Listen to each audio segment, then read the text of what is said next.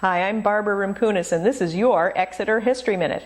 We have a true crime story for you today, ripped from the headlines of 1891.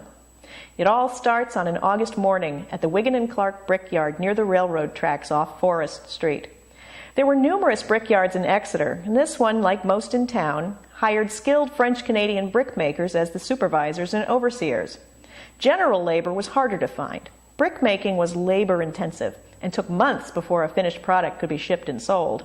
The workers needed strong backs, but little training. Wigan and Clark hired a crew of Italian workers to perform the heavy labor. These were itinerant immigrants. They came here for the work season and generally returned to Italy during the colder months. They were hired through a labor contractor in a slightly shady, maybe not so legal agreement. The contractor fed and housed the men and negotiated wages with the brickyard. And that's where the problem arose. The brickyard agreed to pay wages at the end of the season after the bricks were sold.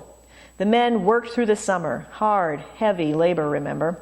By August, they'd had enough. They wanted their pay, or at least enough to buy themselves a beer and maybe some tobacco.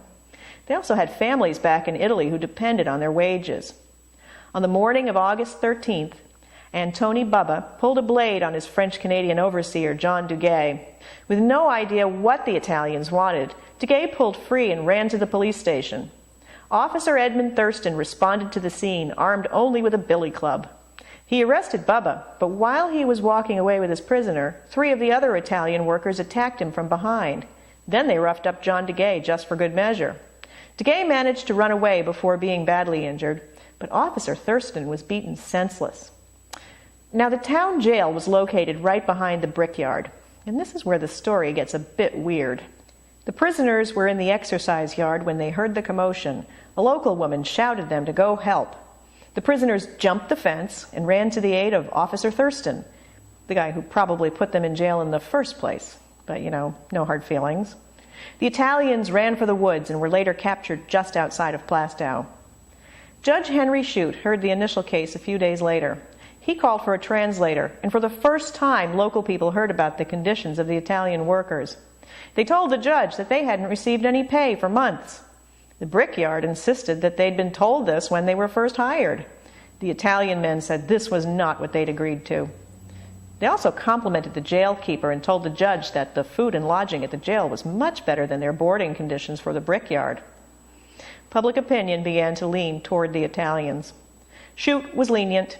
Officer Thurston recovered. The men received short sentences. So what was this all about?